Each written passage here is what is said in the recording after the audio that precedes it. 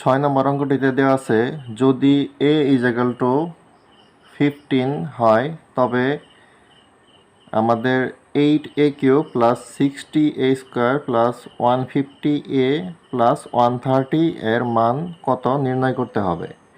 তাইলে আমরা অঙ্কটি শুরু করি। প্রথমে লিখব দেওয়া আছে a = 15। এরপর আমাদের প্রদত্ত রাশি, এখানে প্রদত্ত রাশি হচ্ছে 8a³ + 60a² + 150a + 130। এটাকে আমরা a + b হোল কিউবের এই সূত্র অনুযায়ী সাজাবো। এই সূত্র অনুযায়ী সাজাইতে চাইলে আমাদের এটাকে লিখব হচ্ছে 2a হোল কিউব এবং এইটাকে আমরা লিখব হচ্ছে 5 কিউব। দেখো একটা জিনিস, এটা 5 কিউব মানে হচ্ছে 125, কিন্তু এখানে আছে 130। যেহেতু আমাদের 5 কম হয়েছে এই জন্য আমরা এখানে +5 দিয়ে 130-এর সাথে মিল করে দেব। তাহলে আমরা এইটাকে ধরব হচ্ছে a এবং এইটাকে ধরব b। তাহলে সূত্র অনুযায়ী আমরা লিখব হচ্ছে 3a²। 3a মানে হচ্ছে 2a² এবং b মানে হচ্ছে 5। তাহলে আমরা দেখি 2 × 2 = 4, 4 × 5 = 20 এবং এটাকে যদি আমরা 20 কে 3 দ্বারা গুণ দিলে হবে 60a², অর্থাৎ এটার সাথে আমাদের একদম মিলে যায়। প্লাস 3ab², অর্থাৎ 3a হচ্ছে আমাদের 2a আর b হলো আমাদের 5 এবং 5-এর উপর একটা যদি স্কোয়ার দেই তাহলে হবে a²। তাহলে আমরা দেখি এটার সাথে মিলল কিনা। 5-এর উপরে যদি আমরা স্কোয়ার করি তাহলে হবে 25, 25 × 2 = 50, 3 × 50 = 150 এবং এখানে একটা a আছে, অর্থাৎ এটার সাথে আমাদের একদম মিলে গেছে। তারপরে আমরা লিখব এটা a, অর্থাৎ a + b 2a + 5 whole cube এবং এখানে আমাদের বাইরে একটা 5 আছে, এটাকে আমরা লিখে দেব। তারপর আমরা এই যে এর মান বসিয়ে দেব। এর মান হচ্ছে আমাদের 15 + 5 কিউব + 5। এরপর এই 15 × 2 = 30 এবং এই 5 হবে 35 কিউব + 5। এখন আমাদের 35-এর ঘন নির্ণয় করতে হবে।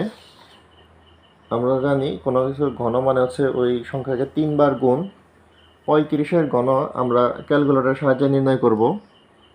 ক্যালকুলেটরের সাহায্যে নির্ণয় করে আমরা দেখতে পাই এর ঘন হচ্ছে 42875 এবং আমাদের এখানে আরও একটি 5 আছে। তারপর আমরা এই 5টাকে এটার সাথে যোগ করে দেব, তাহলে হবে 42880। এটাই হলো আমাদের কাঙ্ক্ষিত মান। তাহলে আমরা লিখব অতএব নির্ণেয় মান।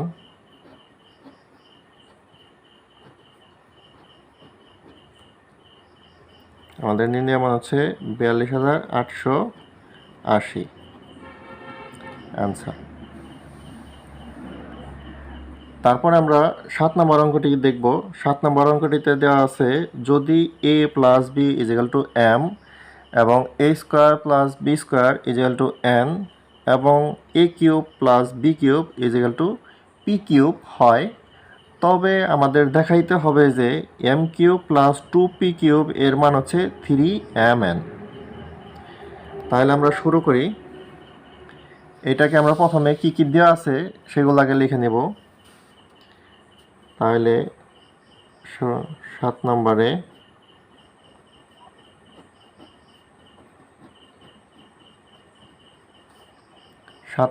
দেওয়া আছে হচ্ছে a + b = m, a² + b² = n এবং a³ + b³ = p³।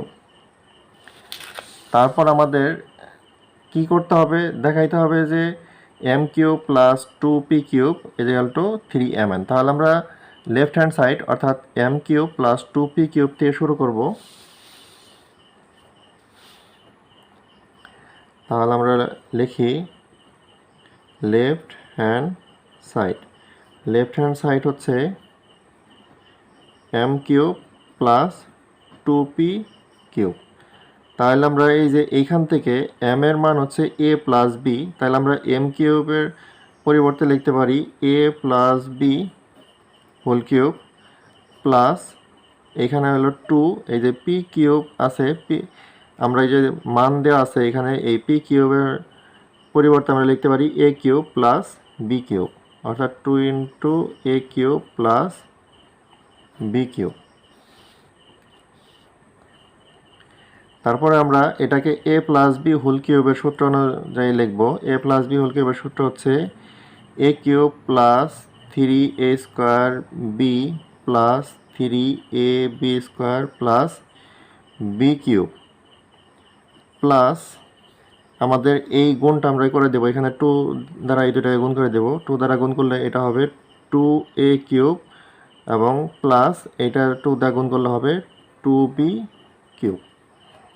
এরপর আমরা এই যে এখানে একটা এ কিউব এবং এইখানে দুইটা এ কিউব আছে, এই একটা এবং দুইটা মিলা হবে 3টা এ কিউব, আমরা এটা লিখবো 3টা এ কিউব প্লাস এখন আমরা এইটা লিখে দেব 3a square B plus 3ab square এবং এই লাস্টের এখানে যে বি কিউব এবং এখানে হলো দুইটা বি কিউব মিলা হবে 3টা বি কিউব।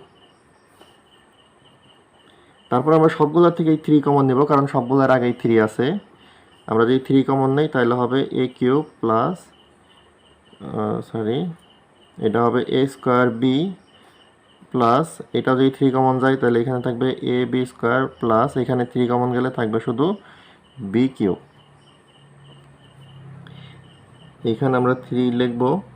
এরপরে আমরা এই এ কিউব এবং এ স্কোয়ার বি এই দুইটা থেকে আমরা এ স্কোয়ার কমন নেব।